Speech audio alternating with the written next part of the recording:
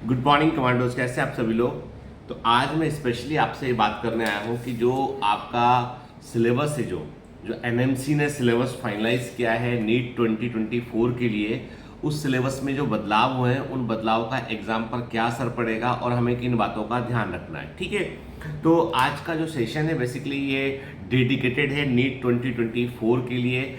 और कई बच्चे ऐसे जो सिलेबस को लेकर, जैसे सिलेबस एनएमसी ने कहा कि भाई ये सिलेबस है, अब जो है इसी सिलेबस पे एग्जाम होगा, तो कई बच्चे बड़े पैनिक में आ गए। और मैंने पहले भी आपसे कहा था कि पैनिक का कोई कारण नहीं बनता है, क्योंकि सिलेबस में कुछ ज़्यादा ऐड कुछ भी नहीं हुआ है। ठीक है, डिलीट ही हुआ है सिलेबस में। मतलब ये है कि आपके पास जो है वो कुछ चैप्टर ऐसे हैं जिनको पढ़ने की मेहनत आपकी बच गई है। ठीक है, हालांकि मैं तब भी आपसे कहता हूँ, मैं बार बार आपसे कहता हूँ कि जब भी आप बायोलॉजी पढ़ते हैं या केमिस्ट्री पढ़ते हैं, फिजिक्स पढ़ते हैं, तो जो इलिमिनेटेड पोर्शन है ना वो एनसीईआरटी में नहीं दे रखे हैं, ये एक बात है। लेकिन मैं वही कहता हूँ आपसे कि कई कई जगह पे आपको उन पोर्शंस को टीचर पढ़ाएंगे ही पढ़ाएंगे, क्योंकि उसके बगैर आप आगे की कहानी शुरू नहीं कर पाएंगे। आप कहने का मतलब ये है कि देर आर सर्टेन पोर्शन जो कि फंडामेंटल पोर्शन है, कॉन्सेप्चुअल पोर्शन है, उनको समझने के बाद ही हम आगे चैप्टर को समझ पाते हैं। तो ऐसा नहीं है कि कोई भी चीज़ जो एलिमिनेट की है, जो एनसीईआरटी में नहीं है, उसके बारे में कहीं पर जिक्र ही नहीं आना चाहिए, ऐसा नहीं है। ठीक है, ये जरूर है कि हमें उन पर बहुत सारे एमसीक्यू लगाने की अब जरूरत नहीं है, हमें बहुत ज़्यादा डिटेल में जाने की जरूरत नहीं है उसमें, ये बात मैं मानता हूँ। जैसे कि हम लोग क्लास में डाइजेशन एंड एब्जॉर्प्शन पढ़ाए हुए हैं, तो अच्छे से पढ़ाए हुए हैं हम लोग। ठीक है, लेकिन वो पूरा का पूरा सारा कॉन्सेप्ट हमको फ्रॉग में काम आएगा, क्योंकि फ्रॉग में भी डाइजेशन ऑलमोस्ट समान ही है। कुछ आप स्ट्रक्चरल डिफरेंसेस को एक आध दो जगह छोड़ दें आप, अदरवाइज एवरीथिंग इज सेम। तो कॉन्सेप्ट कहीं नहीं जाते, कॉन्सेप्ट वहीं रहते हैं। लेकिन मुद्दा वही है कि अब हमको जो कि नया सिलेबस सामने आ गया, एनएमसी ने अप्रूव कर दिया कि भैया जो एनसीईआरटी में है, जो नीट जो एनसीईआरटी के अंदर है वही सिलेबस है, तो इसका मतलब है अब नीट को एग्जाम उसी पर लेना पड़ेगा। तो जो एनएमसी ने जो जो रिकमेंड किया है उसी के आधार पर नीट 2024 का पेपर बनेगा। तो पूरी तरीके से हमारी ट्रेनिंग जो है वो उसी अकॉर्डिंग चलेगी। यानी आने वाले जितने टेस्ट होंगे आपके बायोमेट्रिक्स क्लासेस ऑनलाइन में, जितने भी आपके वीकली टेस्ट होंगे, रिवाइंड टेस्ट में टेस्ट होंगे, सब में इस बात का पूरा पूरा ध्यान रखा जाएगा कि नए सिलेबस के अकॉर्डिंग ही सब कुछ हो। ठीक है, अब नए सिलेबस में कुछ बड़ी इंपॉर्टेंट चीजें जिन पर बहुत ध्यान देने की आवश्यकता है हमको। ठीक है, जो आपको जिन पॉइंट को आप मिस नहीं कर सकते हैं और वहां से नए क्वेश्चन आने की संभावना है। मैं एक बात और क्लियर कर दूं, कई बच्चों का बोलना से सिलेबस कम होने से बहुत कंपटीशन बढ़ जाएगा। मैं कह दूं आपसे कि पहले भी कंपटीशन बहुत ज़्यादा था, यानी सिलेबस जब पूरा था तो भी कंपटीशन अच्छा खासा था, क्योंकि पेपर का लेवल कम था। अभी सिलेबस थोड़ा सा कम होने से क्या होगा, पेपर में थोड़ा डेप्थ बढ़ेगा। अभी क्या होता है कि कभी आपने देखा जो है जो तालाब होते हैं, तालाब की उतनी गहराई नहीं होती जितनी गहराई कुएं की होती है। कुआं नैरो होता है पर बहुत गहरा होता है। ठीक है, तालाब जो है वो बड़ा होता है, थोड़ा कम गहरा होता है। तो जब सिलेबस बहुत बड़ा होता है, जब सिलेबस बहुत बड़ा या वास्ट होता है, तो कम डेप्थ में भी क्वेश्चन पूछे जा सकते हैं। जब सिलेबस नैरो होता है ना, तो क्वेश्चन की डेप्थ बढ़ जाती है। ठीक है, अब आपको एनसीईआरटी और ध्यान से पढ़ना पड़ेगा, आपको एनसीईआरटी के इंटरप्रिटेशन और ध्यान से देखने पड़ेंगे, आपको between the lines of NCERT क्या समझाने की कोशिश कर रहा है कॉन्सेप्चुअली, वो ध्यान से पढ़ना पड़ेगा। ठीक है, तो मेहनत करना बंद नहीं कर सकते हम कि भाई अब तो क्या होगा, कुछ नहीं होगा। अब वैसे होगा, पेपर का लेवल बढ़ेगा।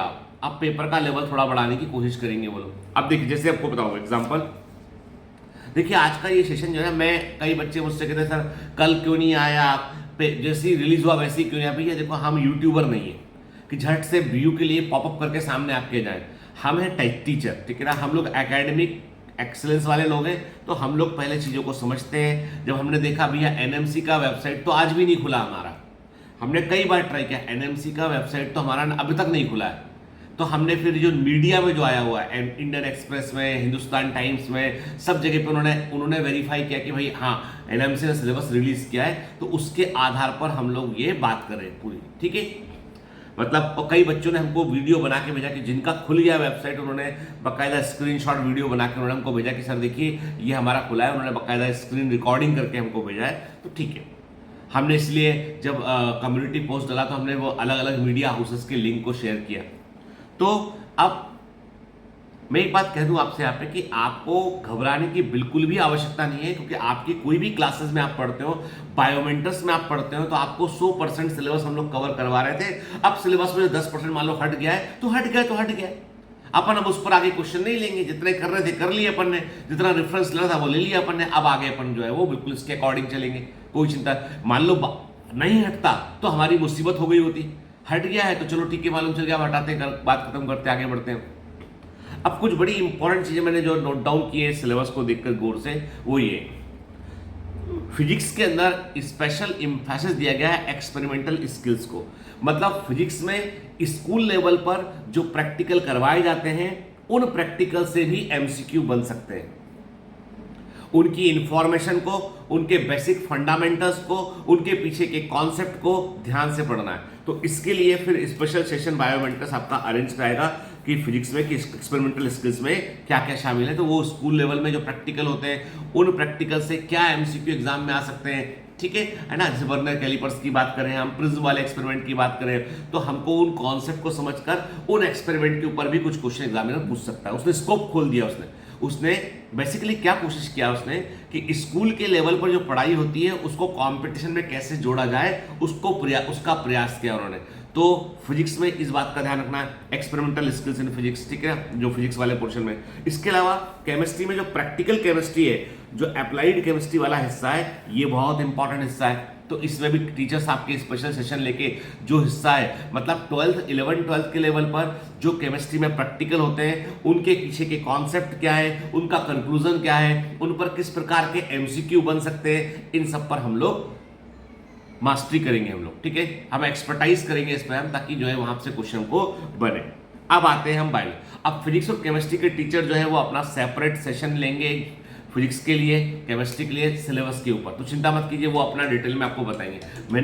मैंने आपको ब्रॉडली ये बात बता दी मैंने आपको कि एक्सपेरिमेंटल स्किल्स फिजिक्स में शामिल हो गए, फिर प्रैक्टिकल केमिस्ट्री के अंदर है, जो आएगा पहले भी होगा, ठीक है, लेकिन अभी एम्फेसिस देखे तो मतलब वो आएगा वहां से क्वेश्चन। तो नए क्वेश्चन का स्कोप एग्जामिनर यहां से खोलेगा, ठीक है।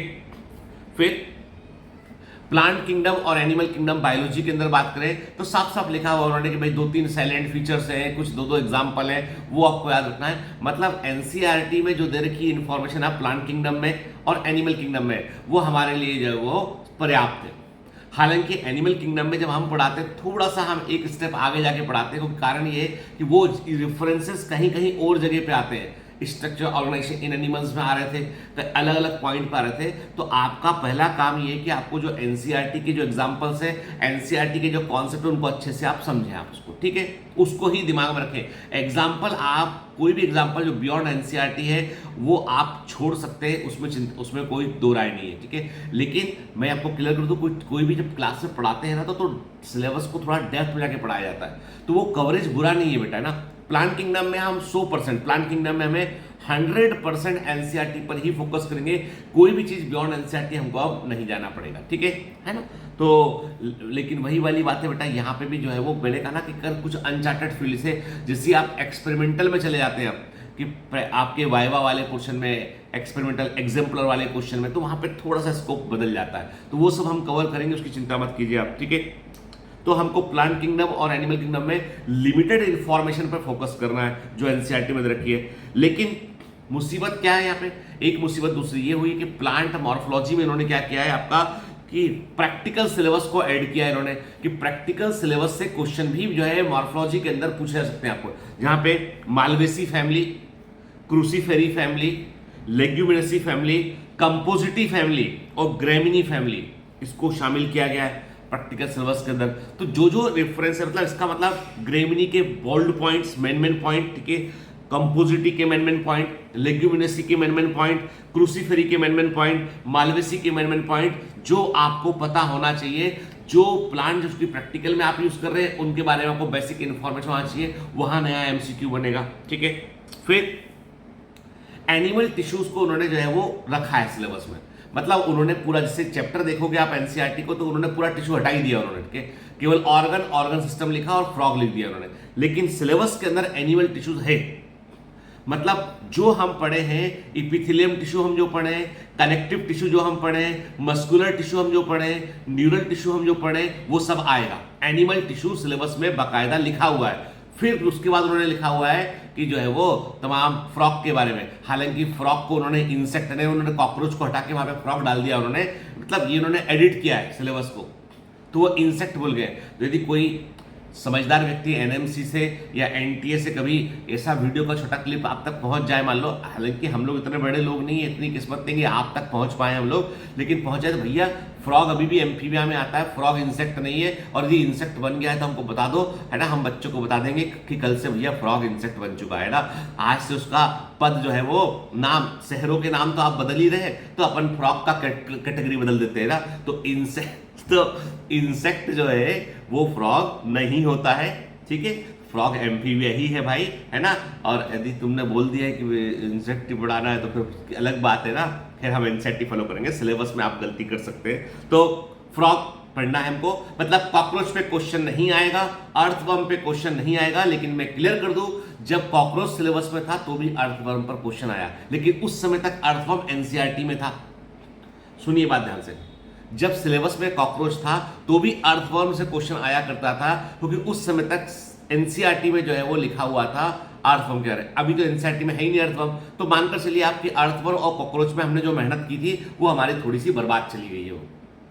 जो मेहनत हमने अर्थवर्म पर, कॉकरोच पर की थी, थोड़ी सी वो मेहनत हमारी ज्यादा काम नहीं आएगी। हाँ, कॉन्सेप्ट क्लैरिटी हमको एनिमल किंगडम के पॉइंट ऑफ व्यू से हो गया है, लेकिन अब उसको ज्यादा तवज्जो देने की जरूरत नहीं है। मतलब आगे से स्ट्रक्चर ऑर्गेनाइजेशन इन एनिमल में जो भी क्वेश्चन आएंगे वो एनिमल टिश्यूज के ऊपर आएंगे आपके, और आपके क्वेश्चन आएंगे फ्रॉग के ऊपर। तो फ्रॉग पर हमको थोड़ा मेहनत करना है, ठीक है। फिर प्लांट फिजियोलॉजी में जो है वो आपका मिनरल न्यूट्रिशन चैप्टर नहीं आएगा, लेकिन मैं क्लियर कर दूं, मिनरल न्यूट्रिशन के क्वेश्चन तुमको दिखाई पड़ेंगे। क्यों दिखाई पड़ेंगे? क्योंकि आप जब फोटोसिंथेसिस पढ़ते हो, रेस्पिरेशन पढ़ते हो, एंजाइम पढ़ते हो, प्लांट ग्रोथ एंड डेवलपमेंट पढ़ते हो, तो वहां पर मिनरल्स का जिक्र आता है कि जिंक चाहिए इसके लिए, इसकी एक्टिविटी के लिए मैग्नीशियम चाहिए, इसकी एक्टिविटी क्लोरोफिल के बनने के लिए आयरन चाहिए, मैग्नीशियम कोर होता है इसका, ठीक है। तो जहां जहां पर जिस चैप्टर में जिस मिनरल का जिक्र आएगा, उसका रोल आएगा, वो पढ़ना पड़ेगा। लेकिन एक्सक्लूसिव नाइट्रोजन मेटाबॉलिज्म वो नहीं आएगा, एक्सक्लूसिव मिनरल न्यूट्रिशन वो नहीं आएगा, लेकिन जो चैप्टर के अंदर इंक्लूसिव है, जो बच्चे चैप्टर में, वहां से वो आएगा क्वेश्चन। तो मिनरल न्यूट्रिशन को हमें क्या करना पड़ेगा कि मिनरल न्यूट्रिशन चैप्टर को यदि हम नहीं पढ़ते तो हम जो है वो फोटोसिंथेसिस, रेस्पिरेशन पढ़ते हैं, वहां पर जिस जिसका चीज का जिक्र आता है वहां पर उसको पढ़ते हो, हम आगे थोड़ा निकल जाए। रेफरेंस पॉइंट हम वहां से ले लें हम, ठीक है ना। इसे बोलते हैं between the lines of NCERT पढ़ना। तो यहां पर आप थोड़ा सा हट गया। ट्रांसपोर्ट इन प्लांट्स एक बड़ा चैप्टर था, मतलब ट्रांसपोर्ट इन प्लांट्स में बहुत सारा था, उसमें प्लांट वाटर रिलेशनशिप था, उसमें एब्जॉर्प्शन ऑफ वाटर था, उसमें एसेंट ऑफ सेप था, उसमें ट्रांसपिरेशन था, उसमें गटेशन था। एक बड़ा बल्कि और लेंदी चैप्टर था जो हट गया है, और अच्छी बात है, बहुत अच्छी बात है। यानी वो जो है वो नीट के सिलेबस में ज्यादा कोई इंपॉर्टेंट था भी नहीं उठ के, तो हट गया ट्रांसपोर्ट, तो वो नहीं पढ़ेंगे हम लोग, ठीक है। फिर ह्यूमन फिजियोलॉजी में डाइजेशन एंड एब्जॉर्प्शन चैप्टर नहीं है, लेकिन आपको क्लियर कर दूं, इन्होंने एक स्मार्ट गेम खेला। यहाँ पे स्मार्ट गेम ये खेला, इन्होंने फ्रॉग डाल दिया। अब इन्होंने फ्रॉग ही क्यों डाला? कॉकरोच को रहने क्यों नहीं दिया? कॉकरोच को इसलिए नहीं रहने दिया कि कॉकरोच का डाइजेस्टिव सिस्टम हमसे मैच नहीं करता है। इन्होंने फ्रॉग को डाल दिया है। फ्रॉग का डाइजेस्टिव सिस्टम ऑलमोस्ट जो है मतलब आप देखेंगे, ब्रॉडली देखेंगे आप, तो क्लोए का वगैरह छोड़ दो, तो ब्रॉडली ऑलमोस्ट समान है, हम लोगों के समान ही होता है।